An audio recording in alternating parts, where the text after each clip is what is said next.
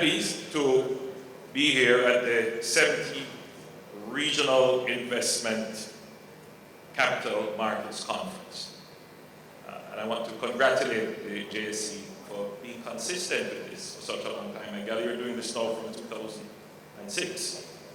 And I have been coming for probably 8 or 7 years of the time you've held it.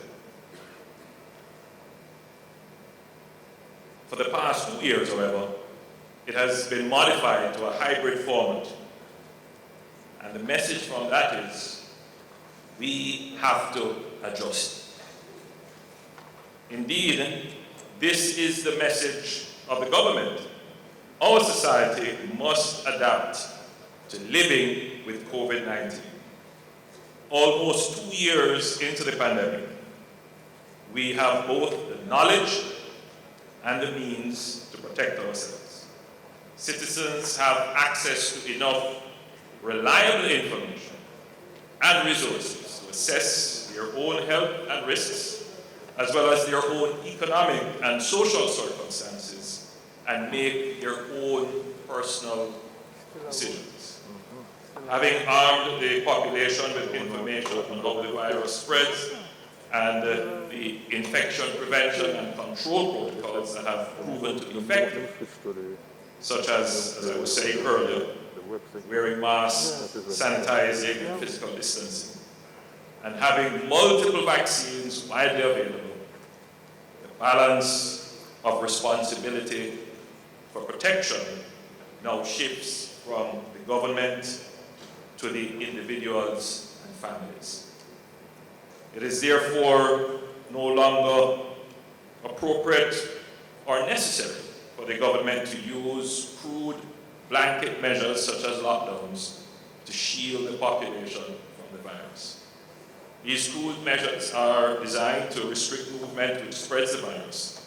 However, these restrictions ultimately and inevitably put a stranglehold on economic and social activity. They keep our children out of school. They have a devastating impact on livelihoods, particularly for the poor and vulnerable. They also have severe psychosocial impacts. Therefore, barring any extreme change in circumstances, our approach will be to gradually scale back the restrictive measures once we get out of the fourth wave that we are now experiencing. We will not keep the measures longer than is necessary. The truth is that the approach we have adopted of saving lives and preserving livelihoods, it has served us well. But I paid close attention to the presentation of Mr. Zephyrus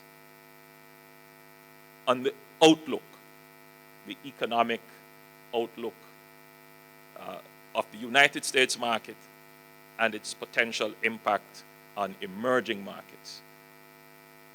We have to ensure that our economy gets back on track very quickly. So we cannot afford to have the measures impede our economic recovery. And if it is that our vaccination rates don't rise to the level where we can be guaranteed herd immunity, then the government can only help our citizens by providing them with information, encouraging them to get vaccinated. But we cannot, and I repeat this point, we cannot keep our economy under restrictions.